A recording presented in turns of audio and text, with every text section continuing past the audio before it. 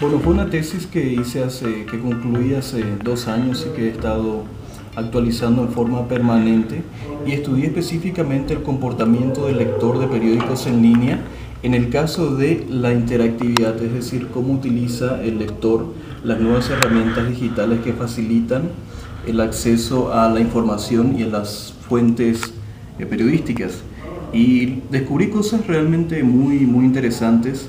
Por ejemplo, se rompió el patrón habitual que había de fidelidad de un lector a un medio. Eso ya es totalmente un mito.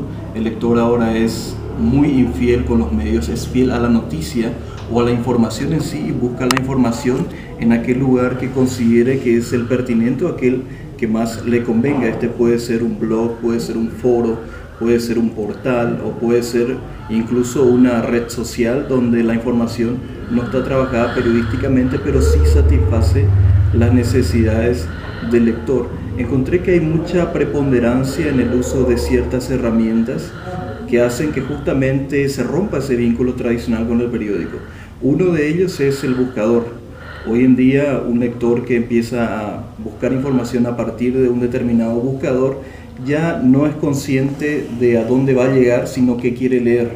Entonces no importa si es un periódico local, si es un periódico nacional, si es un portal o si es un blog, él construye su propio menú. Y hay algo que es muy interesante en cuanto al hábito de lectura que también descubrí, que se rompió ese patrón tradicional de informarnos cada 24 horas y que se rompió esa forma de intermediación que hacía que solamente los periódicos o las empresas periodísticas sean las intermediarias de la noticia. Hoy en día ese intermediario está en entredicho porque es el lector el que decide quién lo va a intermediar en el acceso a la información. Y entonces puede ser un periódico como puede ser una persona anónima que está escribiendo en Twitter o una persona que está directamente subiendo posts al Facebook. Y entonces uno se informa a través de esos mecanismos y se rompe esa intermediación, digamos, habitual. En síntesis puedo decir que nuestro lector de periódicos en línea hoy es mucho más complejo que lo que era un lector de papel hace 15 años. Primero, es interactivo, lo que implica que es muy selectivo. Segundo, usa muchas herramientas. Tercero, rompe la intermediación normal de los periódicos o de las empresas periodísticas en el acceso a la noticia. Es un lector sumamente fugaz porque busca información y si no la encuentra cambia inmediatamente de sitio. Es migrante, va saltando de un lugar a otro. Es tremendamente selectivo y sobre todo es un gestor de noticias o gestor de informaciones. Busca explícitamente aquello que le interesa en el momento que sea, del portal que sea, sin importar toda la construcción y todo el trabajo que hayamos hecho los periodistas para tratar de llegar primero con la noticia.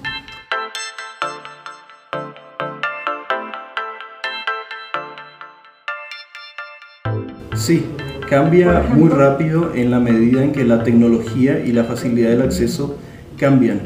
Si dividiéramos el periodismo en Internet en México y pensáramos que su aparición fue en el 95, entre el 95 y el 2000, que fueron un periodo de 5 años, casi era un usuario de Internet, pero no de periódicos en línea, porque los periódicos eran ediciones escaneadas que no facilitaban mayormente ningún tipo de interactividad con el contenido. A partir de 2000 se empiezan a crear contenidos propios y aparecen herramientas interactivas que facilitan al lector que interactúe de manera distinta con la noticia. Los buscadores, los foros, enviar la noticia por correo, enviar la noticia a un amigo, comentar la noticia, la posibilidad incluso de hacer sus propios blogs dentro de los periódicos, de enviar fotos, de enviar videos. Entonces el usuario se fue transformando. Ahí sí podemos decir de que es un usuario que ya se vuelve un productor.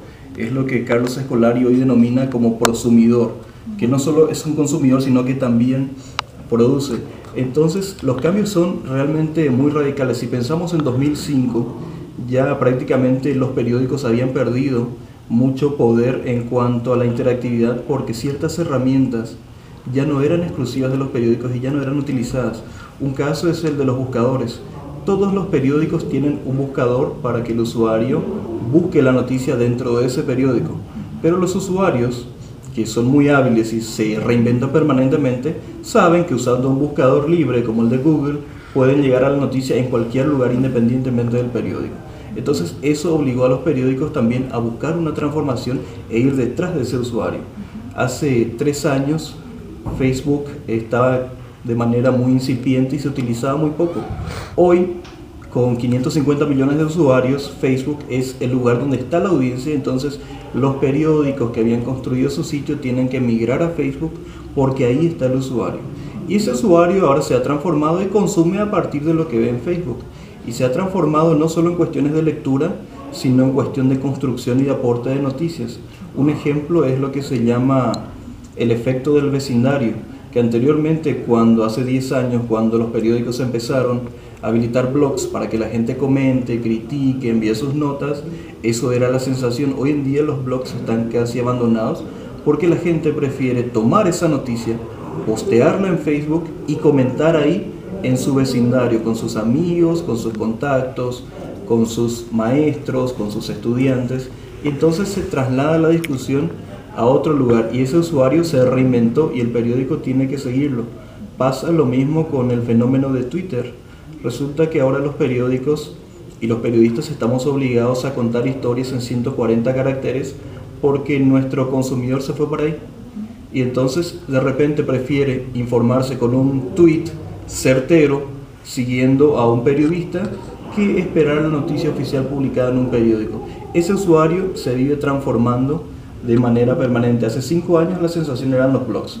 Hoy los blogs están casi abandonados. Luego fue Facebook, luego fue Twitter, en un momento fue YouTube, donde la gente prefería informarse a través de un video y le pegaba muy fuerte a algunos sectores como el deporte. En un momento dado, escribir historias de un partido de fútbol era algo realmente complicado porque la gente prefería meterse a YouTube y ver los goles sin importar quién le cuenta la historia. Entonces, en la medida que aparecen nuevas innovaciones tecnológicas, prácticamente nuestro usuario se reinventa y demasiado rápido. Yo creo que tenemos un usuario distinto, no solo en cuestión de años, sino en cuestión de meses, y ya no es una cuestión solo generacional, sino una cuestión de masificación de una herramienta que aparece y se pone de moda, o es el boom, o es la novedad, y lo transforma todo.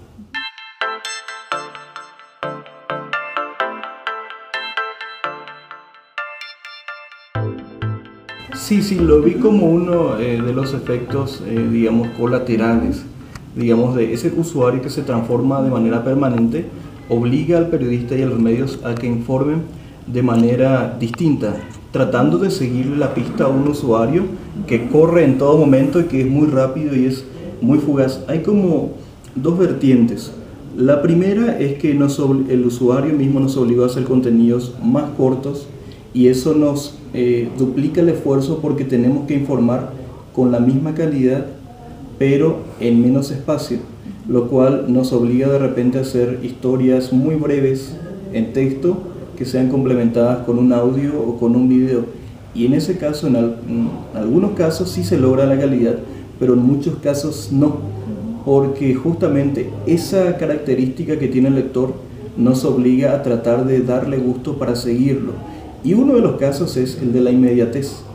Nuestro lector, usuario, ahora se informa rápido, no espera una nota a lo mejor construida que tarde 24 horas, sino que a través de Twitter se está informando minuto a minuto, a sabiendas de que posiblemente la mitad de los tweets puedan ser mentira y la otra mitad puedan ser ciertos o de dudosa procedencia. Entonces ocurre muchas veces que merma nuestra calidad.